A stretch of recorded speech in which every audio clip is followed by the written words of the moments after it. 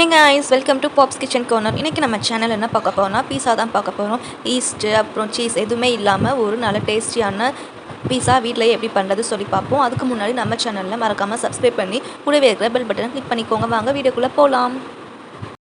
பீஸா பண்ணுறதுக்கு நம்ம ரெட் பீஸா சாஸ் பண்ணணும். அதுக்கு கொஞ்சமாக தண்ணி சேர்த்து 10 பல் பூண்டு, 2 துண்டு இஞ்சி, அப்புறம் ஒரு வெங்காயம், அப்புறம் 2 தக்காளி சேர்த்து நல்லா வேக வைக்கணும். இப்போ நல்லா வெந்துருச்சு. இப்போ ஸ்டவ் ஆஃப் பண்ணிவிட்டு நல்லா ஆற வச்சுட்டு அப்புறம் மிக்ஸி ஜாரில் போட்டு நல்லா பேஸ்ட் பண்ணணும். நல்லா ஃபைன் பேஸ்ட்டு அரைச்சாச்சு. ஒரு கடாயில் கொஞ்சமாக எண்ணெய் ஊற்றி நம்ம அரைச்சி வச்ச பேஸ்ட் இது கூட சேர்த்துக்கலாம்.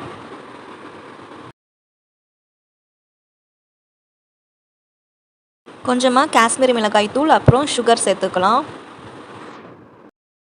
இதில் கொஞ்சமாக சால்ட்டு சேர்த்துக்கோங்க. நான் வீடியோ கிளிக் பண்ண மறந்துட்டேன்.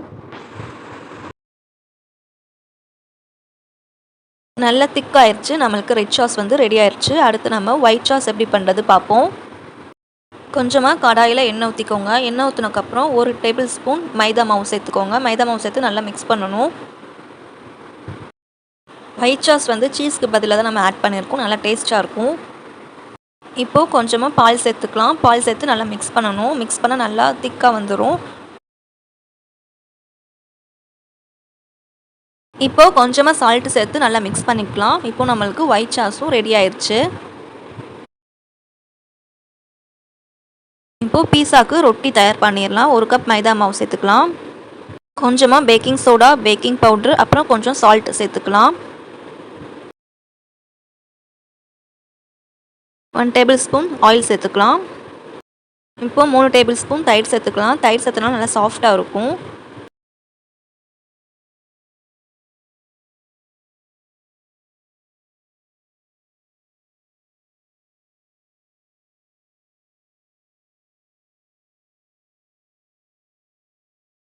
இப்போது மாவு ரெடி ஆயிடுச்சு. இது 2 ஹவர்ஸ் மூடி வச்சிடலாம். இப்போது 2 ஹவர்ஸ்க்கு அப்புறம் மாவு எடுத்து நம்ம சப்பாத்தி தேய்க்கிற மாதிரி தேய்ச்சிக்கலாம். நல்லா மெலிசாக தேய்க்கக்கூடாது, கொஞ்சம் நல்லா திக்காக தேய்ச்சிக்கலாம்.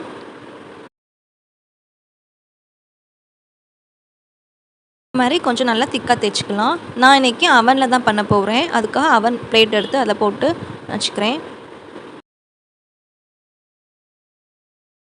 ஒரு ஃபோக் எடுத்து இந்த மாதிரி ஃபுல்லாக ஹோல்ஸ் போட்டுக்கலாம். இப்போது ஆல்ரெடி ப்ரிப்பேர் பண்ண வச்சா ரெட் சாஸ் சேர்த்துக்கலாம். ரெட் சாஸ் சேர்த்து நல்லா ஸ்ப்ரெட் பண்ணிக்கலாம். அதுக்கு மேலே ஒயிட் சாஸ் சேர்த்துக்கலாம்.